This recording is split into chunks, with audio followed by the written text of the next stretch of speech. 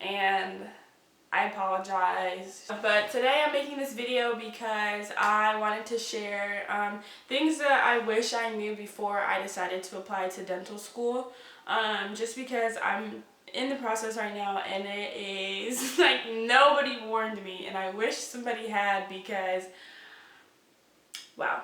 So I'm just going to be giving you guys tips and advice on what to do if you're thinking about applying to dental school, or even like medical school, law school, I don't know, whatever, maybe professional school, I don't know. First thing is first, save your money, and lots of it, because I'm thinking applying to dental school is $500, take the test, a couple $100, test prep, get a couple books. I can go to the library and get some books, which you can, but so I am a community health major, which I love, but I just don't have the science background that somebody who is a bio or chem major would have, so I don't have those foundational science classes. So self-studying with books that I would have just got from the library probably wouldn't have been beneficial to me, so I decided to enroll in a test prep course. Okay, cost number one. Cost number two is applying to school. So I decided to apply to 5 schools so far, and I still have time if I decide I want to apply to more, but 5 schools, and that cost me just for AdSAS, which is, it's kind of like Common App but for dental schools. That cost me, I think, $683. And then you have the supplemental fees for each individual school, which came out to like $380. So right there, $1,000. Test prep, for me, $1,500. Then I'm like, okay, done spending money, that's it. No, you have to take the actual test.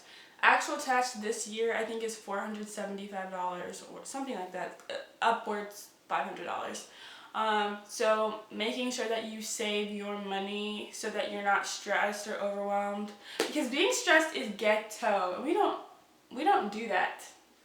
Not over here. Second thing is to get your letters of recommendation, your personal statement, all that stuff squared away really early. Somebody advised me to do this during my sophomore year.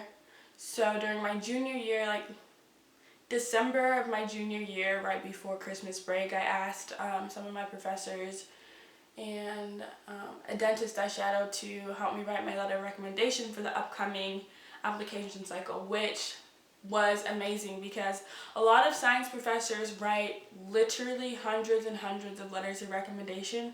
So making sure that yours gets written, that's important. The second thing is I wrote my personal statement this summer of my sophomore year, which was incredible, but I have changed so much since then, and so I had to change and tweak a lot of things to make sure I got my personal statement to where I liked it. So making sure you write it kind of early could be really helpful, so you can just kind of go back whenever you feel like and track your progress and be like, oh, I want to change that, oh, that doesn't sound good.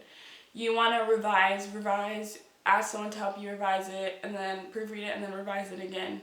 The next thing I would suggest is to log your shadowing hours. So my pre-health advisor advised me to do this, and it became really helpful for the actual application because every time I shadowed, even if it was like for 5 hours or for 3 hours, I would log who I shadowed with, the date, and what I did or what I learned. And there's a section of the application where you have to kind of put all that stuff in, so it's really helpful to already have it because that can take you hours and hours and hours. Doing the application takes a long time. To have your personal statement ready and to have your shadowing logged and having all your volunteering experience logged, all your extracurricular stuff just in a file somewhere is really, really helpful, so it's not spending weeks and weeks and weeks on your application. You're just kind of putting things in and then submitting it, because that's what I did. And I submitted my application pretty early, like a couple days after it came out, and the application was the least stressful part for me. Now the studying, so the studying sucks. I was warned, it's gonna take a lot of time to study during the summer, you probably should quit your job. I'm like, the studying is probably the most challenging thing, and so what I have to say about that is make realistic goals. I started off studying. I was like, okay, I'm gonna get back from Thailand. The day after I get back from Thailand, I'm gonna study 5 chapters. No, like, it is hard work, and it's not like school studying. You are studying for like 6 to 10 hours a day, and you have to build up on that information. You're doing organic chemistry, you're doing general chemistry, you're doing biology, you're doing perceptual ability, quantitative reasoning. Like, you're doing all these different things at one time. So it's really important to make sure you set realistic goals of what you can accomplish in one day, because I definitely didn't do that, and I was really stressed and overwhelmed, and I had to restart my study schedule like literally 4 times because it was just too much, and I wasn't learning anything. I was just kind of reading. Like I said, it's intensive studying, so you need to make sure you're giving yourself a break when you make that solid study schedule. And you study for like 8 weeks.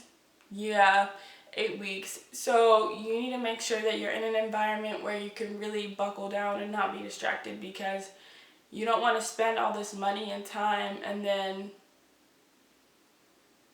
you don't do well.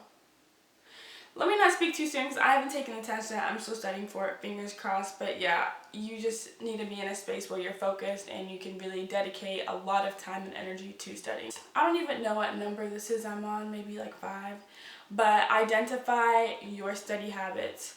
For me, I know that typing things in Quizlet isn't going to help me learn things. I decided to either make flashcards or write it out for myself. And then you can find Quizlets. I promise there's a Quizlet out there. You can find Quizlets to help you review. If you can find a study group, people who are taking pre-professional tests or are in a class, that would be really helpful, because it's really hard to motivate yourself to get up at 8 a.m. and study for 2 hours, then go to work, and then leave work, and then go to the library and study until midnight. Like, it's hard. So finding people that are doing kind of the similar things you are is really, really helpful. But yeah, those are things I'd say. Save your money, make realistic goals, get your letters of recommendation, personal statements squared away way early, so that's not an issue. Log your shadowing hours, have a solid study schedule, study for like 6 to 10 hours a day for 8 weeks if you can, or if you need a longer period of time, just try and break it up. Identify what study habits work best for you, and then, if possible, find a study group. Yeah, that's all the tips I have for you guys. I hope this was helpful. If you have any questions, feel free to DM me on Instagram. Can you DM on YouTube? Oh, leave me a comment.